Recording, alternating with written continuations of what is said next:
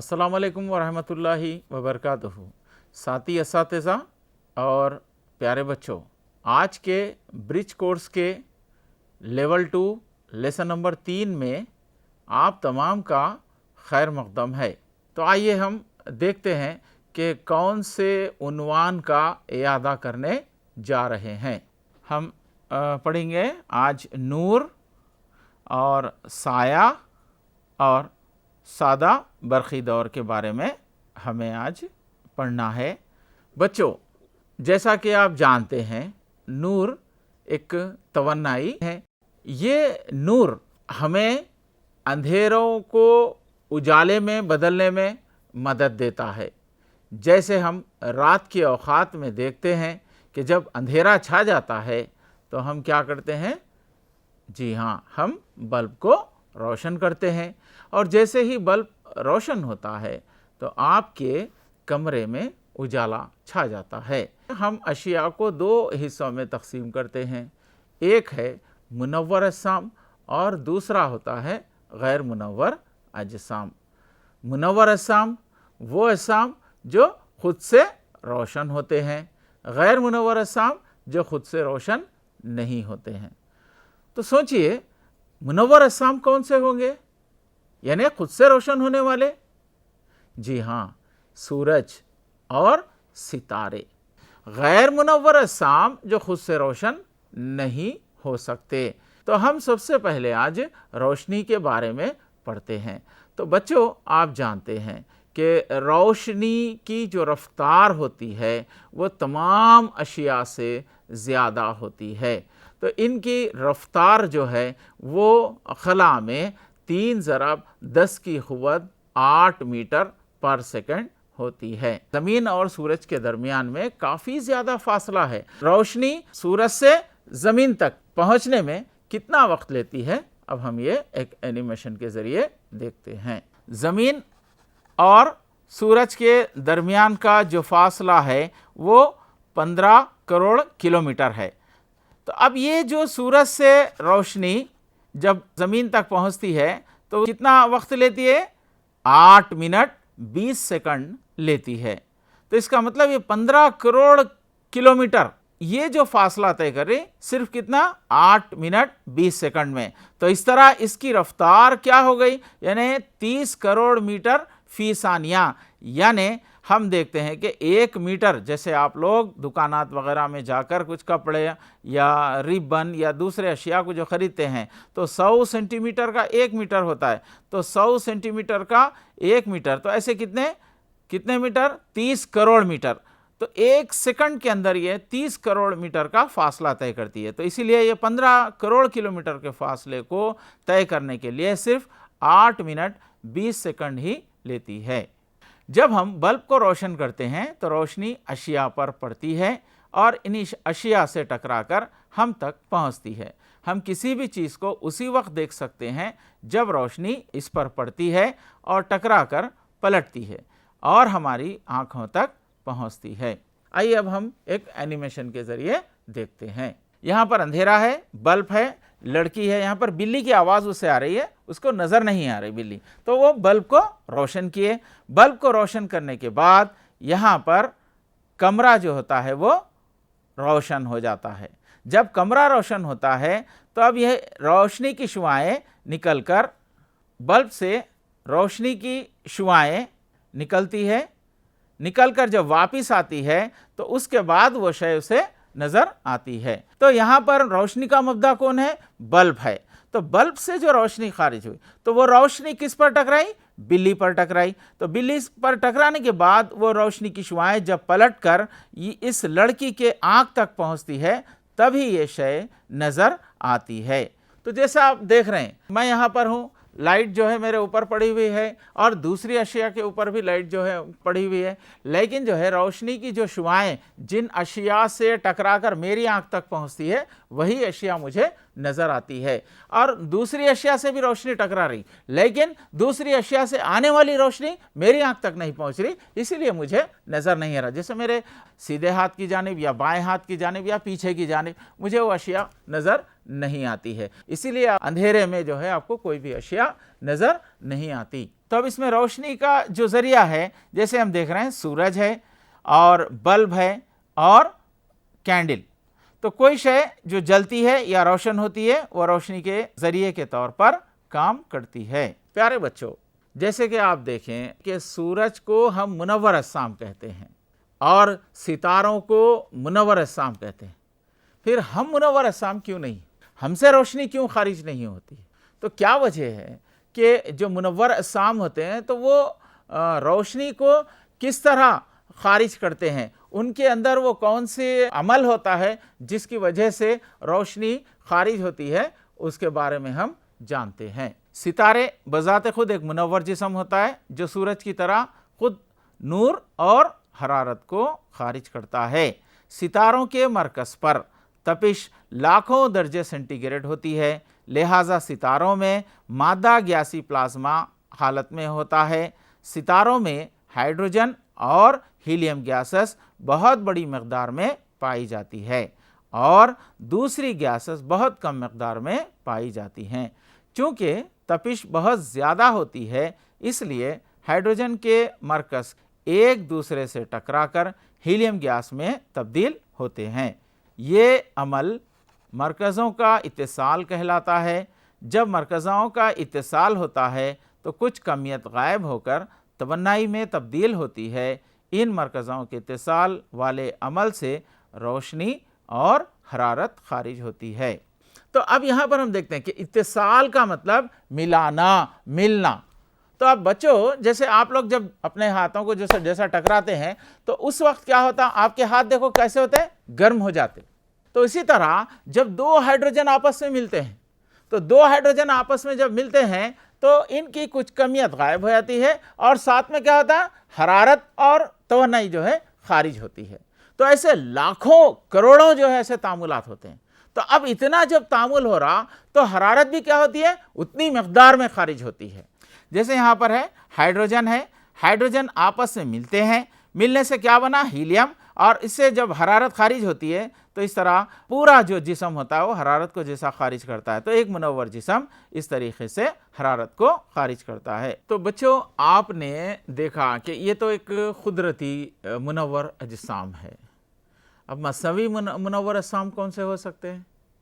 अभी इससे पहले मैं आपको बताया था कि जो बल्ब है, तो बल्ब क्या है, ये मसनवी, हम इसको रोशन कर रहे हैं, ये खुद से रोशन नहीं हो रहा बल्कि तवन्नाई उसको पहुंचाई जा रही है, तो उसकी वजह से वो बल्ब रोशन हो रहा। बल्ब को हम रोशन किस तरह करते हैं उसके बारे में हम देखते हैं। यहाँ एक तजुर्बे के ज़रिए मैं बता रहा हूँ आपको कि देखिए, यहाँ पर हम क्या लिए, बैटरी लिए और एक वायर या मौसीले बर्क़ बोलेंगे और दूसरा यहाँ पर बल्ब को लेंगे।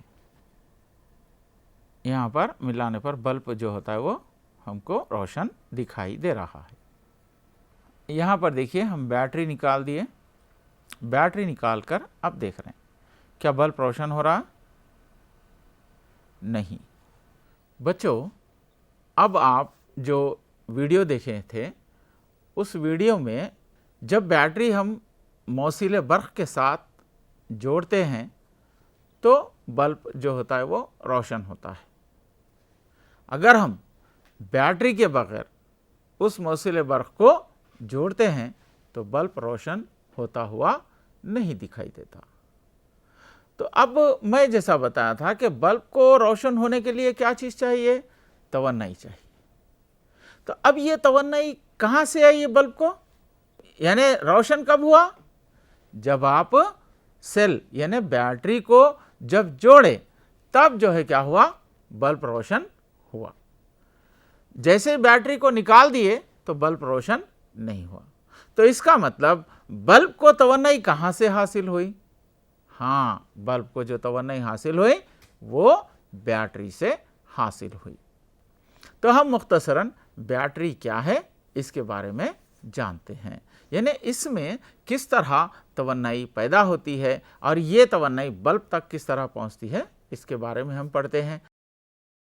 देखिए बच्चों, हम जो सेल लेते हैं उसके अंदरूनी तौर पे एक ग्राफाइट की सलाख होती है और कार्बन के ज़र्रात होते हैं और अमोनियम क्लोराइड का मरकज़ा, इस पर जो टोपी होती है वो मुस्बित बरखीरे के तौर पर काम करती है। तो इसके अतराफ़ हम क्या करते हैं, जिंक धात का खौल चढ़ा देते हैं और ये जिंक धात का खौल क्या करता है, मनफी बरखीरे के तौर पर काम करता है।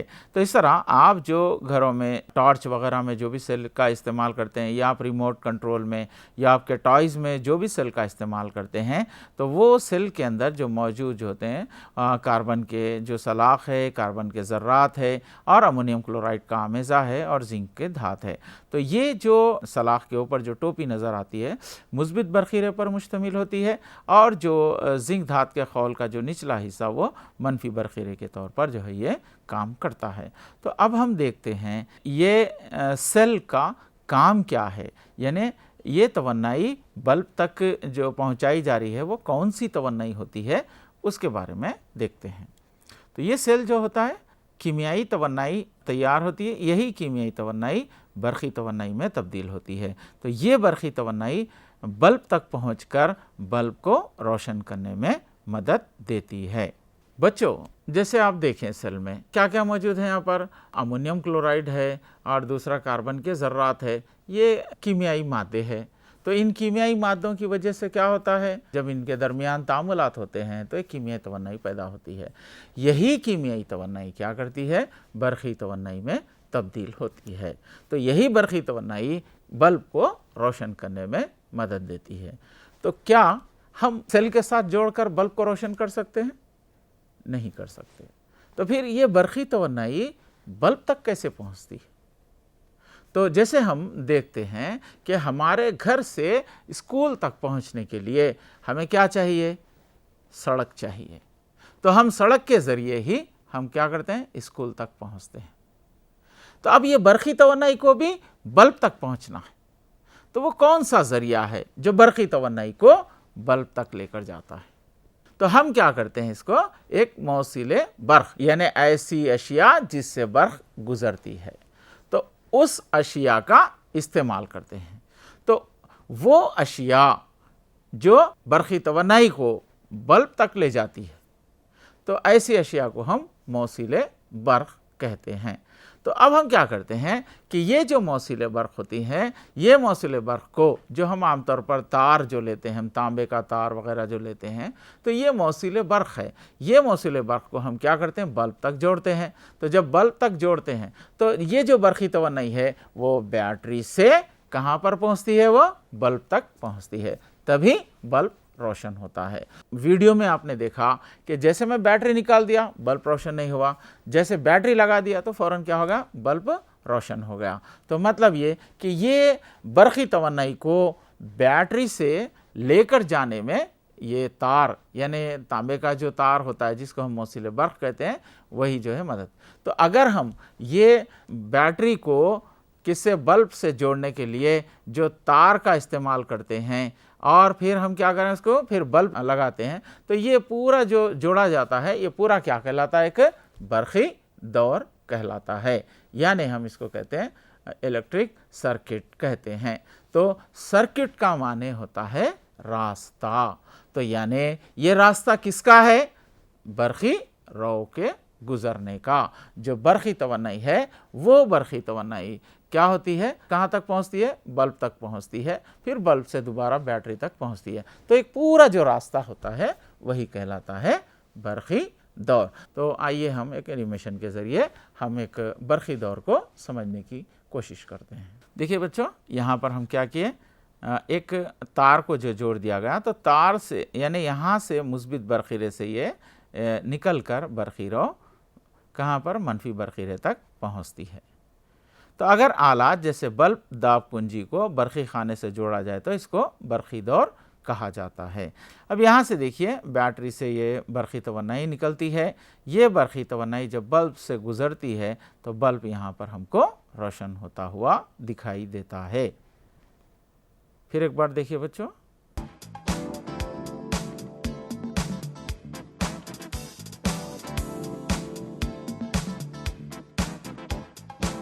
बच्चों, अभी तक आपने नूर और सादा बरक़ी दौर के बारे में पढ़ा। जैसे ही नूर किसी शय पर पड़ती है तो वो शय का जो बर्ताव है उसके बारे में हम देखते हैं। तो जैसे हम देख रहे हैं कि अशिया पर जब शुआएं जब पड़ती हैं, नूर की शुआएं जब पड़ती हैं तो कुछ अशिया से गुज़र जाती हैं और कुछ अशिया से टकरा कर वापस पलट जाती हैं और कुछ अशिया से ये मुकम्मल तौर पर जैसा नहीं गुजरती।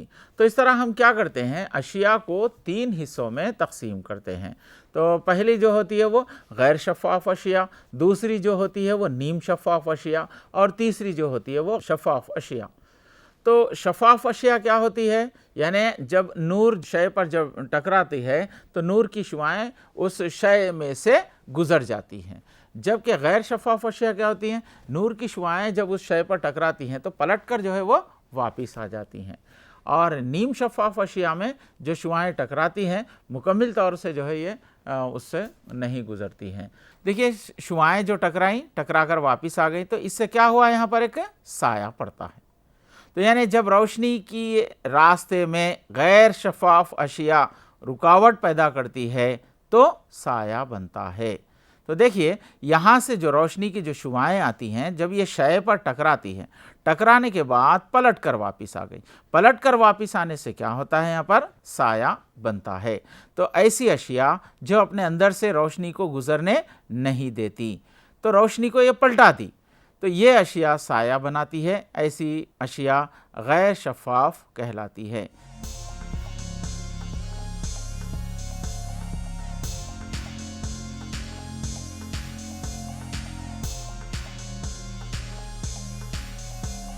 अब देखते हैं दूसरी किस्म। यहाँ पर शुआएं टकराकर शय से गुजर जाती हैं तो ऐसी अशिया को हम शफ़ाफ़ अशिया कहते हैं। यानी ऐसी अशिया जो अपने अंदर से रोशनी को गुजरने देती हैं, इसलिए इनका साया नहीं बनता। ऐसी अशिया शफ़ाफ़ कहलाती है। शीशा और हवा शफ़ाफ़ है, मतलब अगर रोशनी की शुआएं गुजर जाए तो इससे हमको साया हासिल नहीं होता है।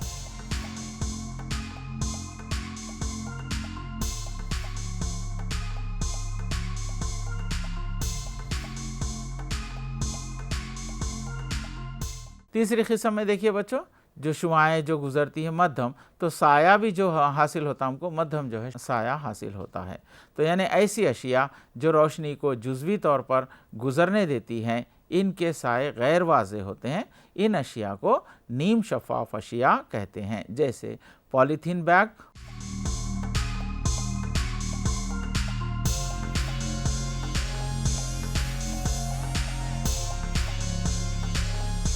तो साया बनाने के लिए हम कौन सी अशिया, एक तो रोशनी चाहिए और दूसरा जो है गैर शफ़ाफ़ अशिया। तो इसका साया कब पड़ेगा, पर्दा।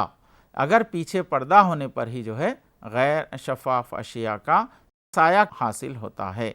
साया हासिल होने के लिए हमें 3 चीज़ें चाहिए। एक चीज़ है हमको रोशनी, दूसरी चीज़ है हमको गैर शफ़ाफ़ अशिया और तीसरी है पर्दा। अगर इसमें से एक भी शय हमको ना मिले तो हम साये को हासिल नहीं कर सकते। किसी शय का साया हासिल करने सिर्फ रोशनी और गैर शफ़ाफ़ शय ही ज़रूरी नहीं, बल्कि इसके अलावा हमें एक पर्दा भी दरकार होता है। हम रोज़मर्रा ज़िंदगी में ज़मीन की सतह पर कई सायों का मुशाहिदा करते हैं। इन तमाम सूरतों में ज़मीन एक पर्दे का काम करती है। साये को देखकर हकीकी शय का अंदाज़ा नहीं लगाया सकता। साया वो इलाक़ा है जहाँ रोशनी गैर मौजूद होती है, इसलिए साये का कोई भी रंग नहीं होता, शय का चाहे कोई भी रंग हो। एक ही शय के मुख्तलिफ अशकाल के साये क्यों हासिल होते हैं, यानी रोशनी की शुआएं सीधे रास्ते पर चलती हैं। इस तरह हम एक ही वाहिद शय की हालतों को बदल कर मुख्तलिफ शय के सायों को हासिल किया जा सकता है। साया क्या है, तो अगर कोई शय रोशनी की रुकावट यानी रोशनी को जो गुजर रही है उसके सामने क्या होता है, सामने हायल हो जाती, रुकावट बन जाती। तो जैसे आप देख रहे हैं ये एक शय है, जब रोशनी गुजरती है तो गुजरने के ये रोशनी को गुजरने से रोकती है, रोकने से हमको क्या हासिल होता है, यहाँ पर साया हासिल होता है। तो साया भी क्या है, एक अंधेरा हिस्सा है जहाँ पर रोशनी मौजूद नहीं होती, तो इसी वजह से वहाँ पर हमको साया हासिल होता है। साया का जो है कोई भी रंग नहीं होता है।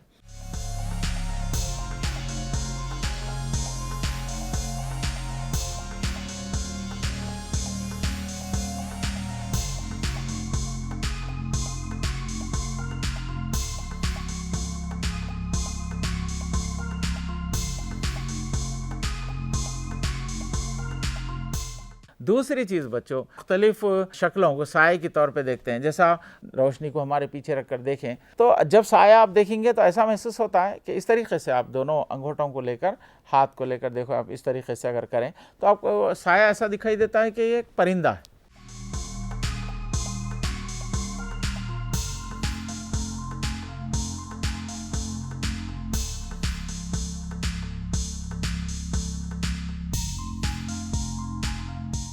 तो हम साए की मदद से यानी हकीकी शय का जो है हम अंदाज़ा नहीं लगा सकते हैं। रोशनी जो होती है वो क्या होती है, ख़त मुस्तकीम में सफ़र करती है। जब रोशनी ख़त मुस्तकीम में सफ़र करती हैं तो जिस जानिब इसकी सिमत होती है उसी जानिब जो है वो शय का साया हासिल होता है। अगर सामने से रोशनी है तो मेरा साया क्या होता है, पीछे। क्यों ऐसा हो रहा? क्योंकि रोशनी की जो शुआएँ होती हैं वो ख़त मुस्तकीम में सफ़र करती हैं। आइए हम देखते हैं एनिमेशन के ज़रिए। देखिए यहाँ पर एक शय है, इस जानिब इसका साया हासिल हुआ। तिरछी अगर देखें तो इसका साया भी तिरछा ही हासिल हुआ। अब हम एक लड़की की शक्ल देखते हैं। देखिए सूरज है तो यहाँ पर इसका साया इधर हासिल हुआ, और दूसरा जो अगर सीधी पड़े तो इसका साया इस तरीके से हासिल होता है, और फिर इधर तिरछी हो तो इसका साया इस तरीके से हासिल होता है। यानी शुआओं के सिमत हम देखते हैं तो दूसरी जानिब हमको साया हासिल होता है। प्यारे बच्चों, सूरज ग्रहण और चांद ग्रहण ये साये की एक बेहतरीन मिसाल है। तो सूरज ग्रहण किस तरीके से वाक़ होता है और चांद ग्रहण किस तरीके से वाक़ होता है, आखिर साया क्या है, यहाँ पर हम एक एनिमेशन के ज़रिए देखेंगे। हाँ, अब यहाँ पर देखो बच्चों, सूरज ग्रहण के बारे में देखेंगे। सूरज ग्रहण कब होता? जब चांद का साया ज़मीन पर पड़ता है। यानी सूरज, चांद और ज़मीन तीनों एक ही ख़त मुस्तकीम में जब आते हैं तो उस वक्त क्या होता कि सूरज से निकलने वाली जो शुआएँ होती हैं वो किस पर पड़ती हैं? चांद पर पड़ती हैं। तो चांद भी क्या है, गैर शफाफ है कि इसके ऊपर जब शुआएँ पड़ती हैं शुआओं को रोकता है। रोकने से क्या होता, इसका साया बनता। तो ये साया किस पर पड़ रहा? ज़मीन के ऊपर पड़ता है। तो इस तरह सूरज का वो हिस्सा आपको नज़र नहीं आता। तो अब सूरज ग्रहण जो है वाक़ होता है। तो इस तरीके से आपको एक साया जो है सो हासिल होता है। तो अब फिर हम देखेंगे चांद पर ज़मीन का साया पड़ने की वजह से। अब यहाँ पर ये भी ख़त मुस्तकीम में बीच में कौन आ गया? यहाँ पर ज़मीन। तो जब ये सूरज की शुआएँ ज़मीन पर पड़ती हैं तो ज़मीन का साया किस पर पड़ता है? चांद पर पड़ता है। तो इस तरह ये चांद पर जैसे ज़मीन का साया पड़ने की वजह से चांद ग्रहण जो है वाक़ होता है। तो जैसे ये शुआएँ इसके ऊपर पड़ी तो अब ये इसका ज़मीन का जो साया होता है वो साया किस पर पड़ता है? चांद पर पड़ता है। तो इस तरह ये हो गया चांद ग्रहण। बच्चों, तीन चीज़ें देखिए, आईने में जो ख्याल हासिल होता है, पानी में जो अक्स हासिल होता है, और ये साया। तो देखो बच्चों, यहाँ पर जो हमको ख्याल हासिल होता है वो क्या है? जो शय होती है तो वो शय के हूबहू ख्याल में हमको हासिल होता है, और अक्स भी उसी तरह होता है। जबकि साया क्या होता है, वो जैसे शय होती है उस तरह जो है हमको साया हासिल नहीं होता। मतलब यहाँ पर देखिए आप, जो रंग है वही ख्याल में भी वही रंग बताया जाता है, जबकि साये में जो है वो रंग हासिल नहीं होता है। हम देखते हैं दोनों में फ़र्क। सायों का कोई रंग नहीं होता, जबकि ख्याल में रंग पाए जाते हैं और वो रंग शय के मुमासिल होते हैं। दूसरा जो फ़र्क होता है, साये में सिर्फ बैरूनी खौल का खाका दिखाई देता है, जबकि ख्याल में पूरी शय हूबहू फ़ोटोग्राफ की तरह दिखाई देती है। बच्चों, जैसे हम देख रहे हैं दोनों में फ़र्क कि रंग नहीं होता साये का, जबकि ख्याल होता है उसका रंग होता है। अब मुमासिलत का मतलब दोनों में एकसानियत क्या है? जैसे हम अगर शय को आगे पीछे करते हैं तो ख्याल की जसामत में भी क्या होता है? इजाफा होता है। वैसे ही साया भी जो है, जैसे शय को हम आगे पीछे करते हैं तो वहाँ पर साई की जसामत में भी तब्दीली आ सकती है। हम देखते हैं यहाँ पर, जैसे यहाँ पर लड़की पर जो रोशनी यहाँ पर पड़ी है, तो दूसरा हम देख रहे हैं आईने पर। तो यहाँ पर क्या हो रहा है? दोनों में फ़र्क क्या है? यहाँ पर रोशनी आपको मुनक्किस होती हुई दिखाई नहीं देती, मुनक्किस होती है लेकिन दिखाई नहीं देती है। आपको मुनक्किस होती हुई शुआओं को देखना है तो आप किसका इस्तेमाल करेंगे? आईने का इस्तेमाल करेंगे, या जो चमकती हुई जो अशिया होती हैं, ऐसे अशिया का इस्तेमाल करने पर हमको मुनक्किस शुआएँ दिखाई देती हैं। तो दोनों से भी शुआएँ मुनक्किस होती हैं, लेकिन मुनक्किस शुआओं को देखने के लिए हम आईने वगैरह का इस्तेमाल करना चाहिए। तो जब रोशनी किसी शय पर पड़ती है तो वो लौटती है, इसको हम इनेकास कहते हैं। हम मुनक्किस रोशनी उसी वक्त देख सकते हैं जब वो आईना जैसे चीज़ों पर पड़ती है। बच्चों, हम मुनव्वर अज्साम के बारे में देखें, कुदरती मुनव्वर अज्साम, तो इनके अंदर हाइड्रोजन के तामुला से जो हीलियम बनता है, और हीलियम बनने से यानी दोनों इत्तेसाल जो होता है, इत्तेसाल की वजह से तवन्नाई वगैरह खारिज होती है, तो इस तरह एक जिस्म मुनव्वर होता है। दूसरा हम देखे थे यानी मसनवी तरीक़े से बल्ब को रोशन किए तो उसको बरक़ी तवन्नाई हम बैटरी के ज़रिए पहुँचाए, तो बैटरी से बल्ब तक पहुँचने के लिए जो रास्ता हम जो वायर वगैरह का इस्तेमाल किया करते हुए एक सादा बरक़ी दौर को तैयार किए। फिर हम ये देखें साए के बारे में देखें कि अगर रोशनी की शुआओं के दरमियान अगर कोई शय रुकावट बन जाती है, यहाँ पर हमको साया हासिल होता है। तो ये जो साए हासिल करने के हिसाब से अशिया को हम 3 हिस्सों में तकसीम किए। एक है शफ़ाफ़ अशिया, दूसरी है गैर शफ़ाफ़ अशिया, और तीसरी है नीम शफ़ाफ़ अशिया। तो जो साया हमको हासिल होता है वो गैर शफ़ाफ़ अशिया के ज़रिए हमको हासिल होता है।